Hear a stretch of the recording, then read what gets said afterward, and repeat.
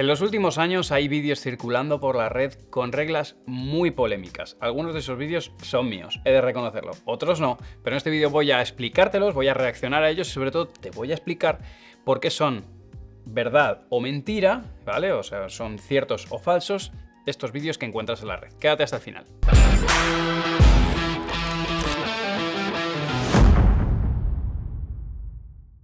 Hola a todos padeleros. Bueno, tengo la suerte de poder ayudaros a muchos a mejorar vuestro pádel dentro de mis limitaciones, lógicamente, porque es todo online, pero bueno, muchos de vosotros recurrís a mí, me enviáis mensajes a través de redes sociales, mensajes privados de Instagram o correo, bueno, pues me mandáis vídeos y me decís, oye Manu, ¿esto está permitido?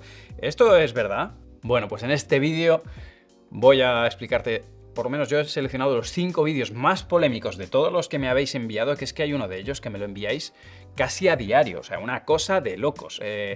Darle las gracias a los creadores de este vídeo porque la que habéis liado es parecida a la que lió Peter Consuegra en el Día de los Inocentes. Peter, genio total y absoluto, os hizo una broma diciendo que a partir de ahora ya dejaban sacar por encima de la cintura y me lo lleváis preguntando semana sí, semana no, desde entonces. Era una broma, Peter lo hizo porque era el Día de los Inocentes, pero bueno, que sepáis que la altura de la cintura no ha cambiado en ningún reglamento, ni era una broma, chicos, era una broma. Pero bueno, vamos a ello. La primera de estas situaciones os las voy a ir poniendo en pantalla, ¿vale? En este caso lo hemos hecho nosotros desde Padel NBA y, bueno, son Jaime y Ángel, los directores de área que hicieron esta situación, que puede pasar. Otra cosa es que o bien pase o bien te des cuenta, pero esto puede pasar, ¿vale? ¿Qué sucede? Bueno, situación número 1. Uno de los jugadores le pega fuerte, viene corriendo el rival, hace una dormilona, se defiende, hace un contragolpe, hace una dormilona y la pelota queda por debajo de la altura de la red. En este caso, lo normal sería decir, ostras, pues desde aquí debajo de la altura de la red tengo que levantarla, hacer un globo o fallarla. ¿Qué decide este jugador? Pegarle fuerte a la pelota contra la red directamente y la red toca al jugador que acababa de hacer la dormilona. ¿Quién pierde el punto? He de deciros que en este caso es Ángel el que pierde el punto. Bueno, en este caso es el jugador que ha rematado al que le toca la red el que pierde el punto. ¿Dónde está aquí la diferencia a nivel de reglamentación? Vamos a ver. ¿En qué se sustenta todo esto? En que la red es neutra, la red no tiene lados, es neutra, simplemente no la puedes tocar, pero cuando la pelota toca la red el punto no ha terminado. No termina hasta que la bola no cae botando fuera de la superficie válida. Es decir, una bola no es mala hasta que bota, hasta que no ha botado fuera de la superficie válida. La red es ¿superficie válida? Sí, es neutra, no pasa nada si toca la red todavía, hasta que no bota en tu propio campo, que ahí ya, pum, bota y dices, se acabó, ¿vale? Porque ya ha botado fuera de la superficie válida, que es el campo del otro. En definitiva, tú no puedes tocar la red, ni que la red te toque a ti. Otra cosa es que la regla te parezca absurda, ¿vale? Porque muchos me han dicho, pero esta regla es absurda, igual que cuando pues la red tiene así ese colgandero debajo, que es un sobrante, y tú la pisas y dices, has pisado la red, lo que tú quieras, pero has pisado la red, ¿vale? Pues esto es lo mismo. ¿Te ha tocado la red? Has tocado la red. Da igual que la red te toque a ti o tú tocas la red. El caso es que has tocado la red y no se puede. Antes de que la bola, después de que Jaime le pega contra la red y va a botar en el suelo, antes de que bote en su propio suelo, ha tocado la red, por lo tanto pierde el punto, ¿vale? Regla complicada, sé que polémica, pero estoy aquí para explicártela. Este es el motivo exacto por el que esta situación podría ser real. Que lo vayas a hacer en el partido es otra cosa, ¿vale? Pero bueno, existe esa posibilidad. Como te decía, voy a dejar para el final la última de las normas, que es la más polémica de todas, porque esa es la que me enviáis, de verdad, casi todos los días. Es una cosa de locos, está de moda ahora mismo. Estoy en diciembre del 2023, está de moda este reel. Lo dejo para el final porque probablemente me explaye, ¿vale? Pero voy a arrancar con una que he hecho yo, ¿bien? Que es, bueno, tú haces un saque, ¿vale? En este caso, pues otra vez Ángel hace un saque, falla el primer servicio y nos disponemos a hacer el segundo, ¿vale? Antes de que se ponga siquiera a sacar ese segundo saque, entre el primero y el segundo, ¿vale? Bueno, la fallas, ¿vale? Se va para atrás, va a hacer el saque, entra una bola de fuera. O sea, a los de la pista de al lado se le cuela una pelota. El sacador la devuelve y en ese momento dice, oye, que como ha entrado una bola, son dos más. Tengo un primer servicio porque me ha interrumpido. Y ahí, pues el rival dice, no te corresponde una. ¿Cuántas te corresponden? ¿Una o dos? Déjamelo aquí debajo en los comentarios, a ver si lo sabías antes de que dé la solución. Pero no me hagas trampas. Si te la sabes, la escribes, ¿vale?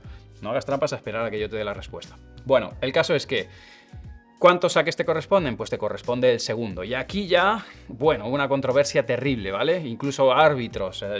Os tengo que decir, cuando hacemos estas cosas yo recurro a mi equipo arbitral. Tengo árbitros de cabecera a los que les pregunto porque soy bastante paquete en el tema arbitral. O sea, yo entiendo de pádel, de táctica y me sé lo básico que pasa todos los días, pero estas excepciones son muy raras, que muchas veces no pasan. Yo no os creáis que soy una enciclopedia del pádel. Yo las cosas que no sé las pregunto. En este caso, te corresponde el segundo servicio. ¿Y por qué? Bueno, pues que también depende, tengo que deciros, mira, la respuesta que me dijo el árbitro dice, Manu, en pádel 2 más 2 no son 4. 2 más 2 es un número comprendido entre 3 y 5, porque depende de la interpretación del árbitro, porque el árbitro puede interpretar que una vez que termina el punto anterior tienes 20 segundos para iniciar el punto de nuevo. Total, que si ya has hecho el primero, si pasa más tiempo de eso, pues estarías infringiendo esa parte del tiempo. Bueno, esa es una apreciación que puede hacer el árbitro. La mayoría de los árbitros, la respuesta que me han dado es, Manu, primero, el punto empieza en el momento que le impactas y vuelve a terminar en el momento que bota fuera, ¿no? Pero de alguna manera es que no se interrumpe el punto.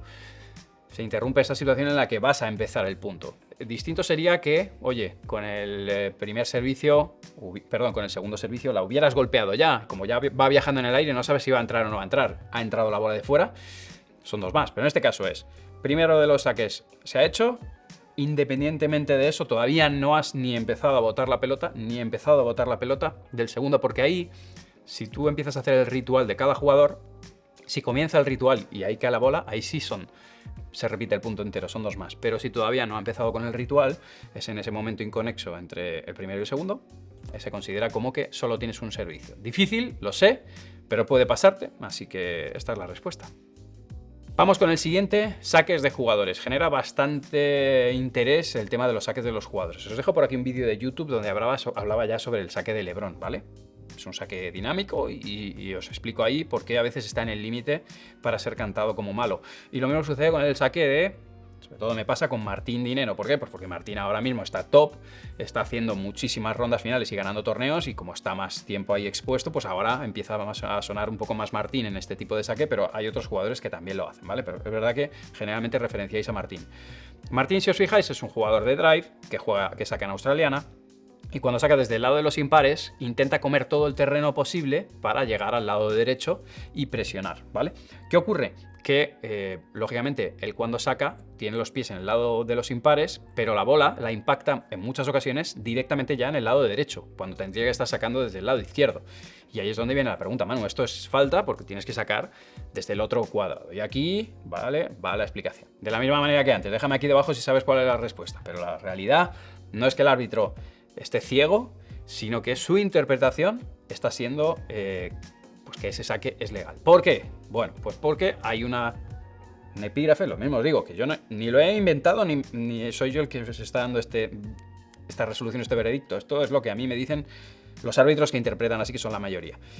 Efectivamente tiene que cumplirse que tenga los pies en el lado que corresponde, que es en el de los impares, que el bote de la pelota es en el lado de los impares y que saques en diagonal, creo que era así, ¿vale? No recuerdo exactamente el párrafo, pero es como en diagonal o en cruzado, ¿vale?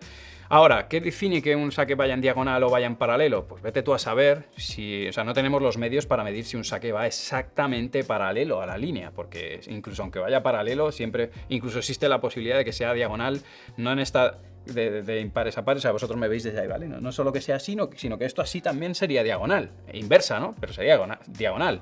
Luego, acogiéndote a lo que dice el texto, que puede estar o no mal redactado, puede estar o no, desde luego no soy yo quien para juzgarlo, pero bueno, que...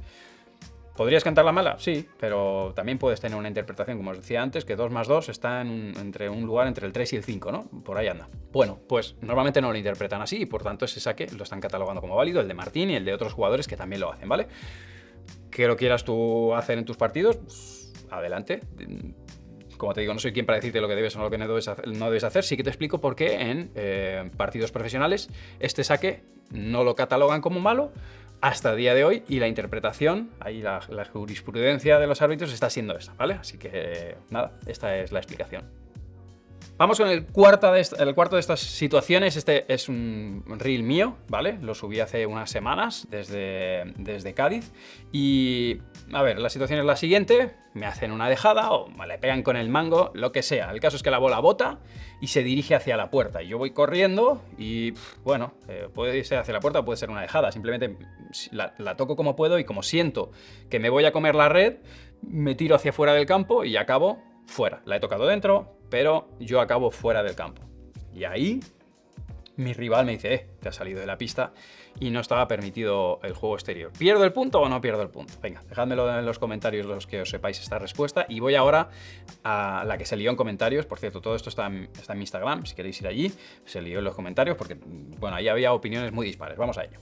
Primero de los puntos. A ver, ¿por qué no te puedes salir fuera de la pista si yo lo veo todos los fines de semana en los partidos de World Padel Tour? ¿Cómo es que es eso de que no puedes irte fuera de la pista si Dineno, Chingoto y Tapia salen de la pista? Vamos a ver. Hay juego exterior y juego no exterior. O sea, se puede catalogar así, ¿vale? En la mayoría de los clubes del mundo, en la mayoría, no hay juego exterior. La mayoría del juego de pádel amateur es sin juego exterior. ¿Y por qué motivo? Pues no es porque tú lo definas con tus colegas, que también, sino por un motivo de seguridad. Está prohibido el juego exterior si no cumplen unas medidas exactas que para no cagarla, ¿vale? Te las dejo por aquí anotadas para no liarla. Pero bueno, tiene que tener un área libre de obstáculos y que en mi reel, en el vídeo mío, como podéis apreciar, hay una pista al lado, como te digo, en el 80 o el 90% de los clubes del mundo, porque las pistas se ponen así paralelitas y se deja un pasillito pues, para aprovechar el espacio. Por eso, en esos casos no está permitido el juego exterior. ¿Por qué? Por seguridad. ¿Qué significa juego exterior? Y aquí es donde vamos al asunto. Juego exterior es jugar la pelota fuera de la pista. No significa salir de la pista, significa jugar fuera de los límites de la pista. En este caso, yo he tocado la pelota dentro y me he salido, ¿es correcto? Sí, ¿vale? Me puedo salir y luego volver a entrar.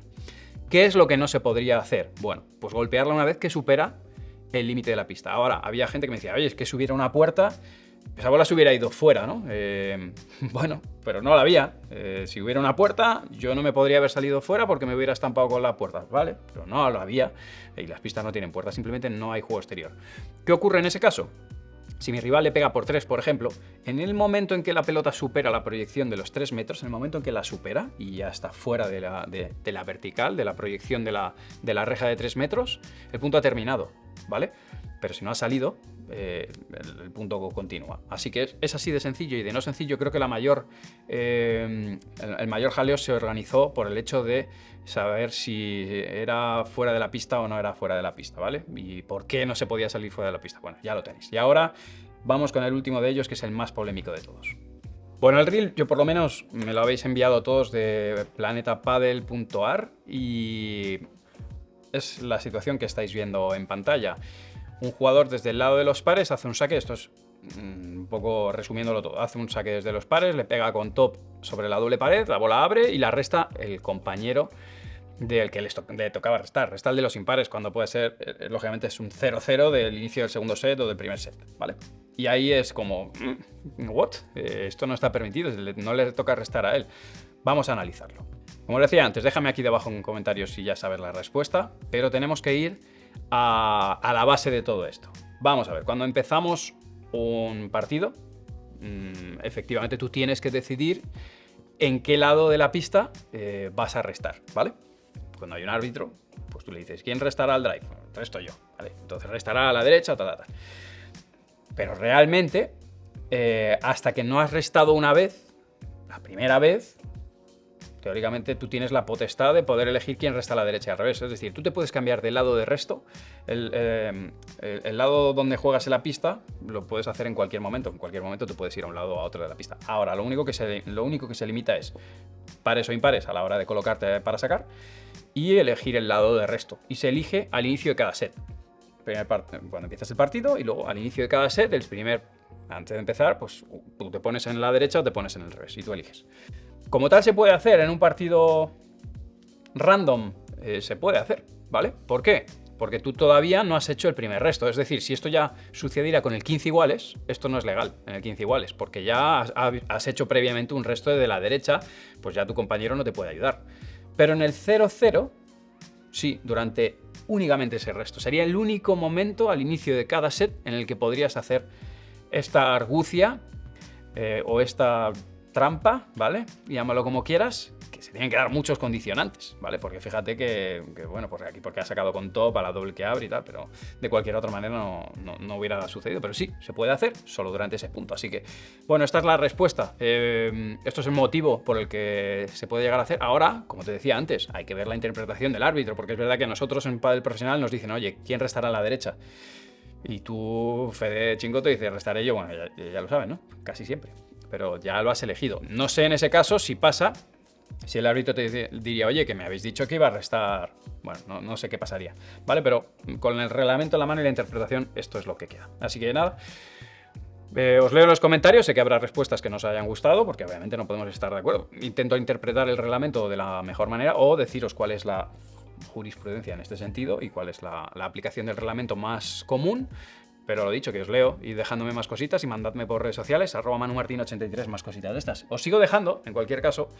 Mirad, aquí un montón sobre todo una regla polémica del Mundial, os dejo aquí en este vídeo, que creo que es interesante, varias reglas polémicas y algunas no tan polémicas aquí arriba, simplemente de reglamento para que estudiéis. Aquí os dejo más, por si os interesa todo este tema, tenéis aquí 2 vídeos interesantes y seguidme en el canal, suscribiros si no lo habéis hecho para no perder los próximos vídeos. Nos seguimos viendo.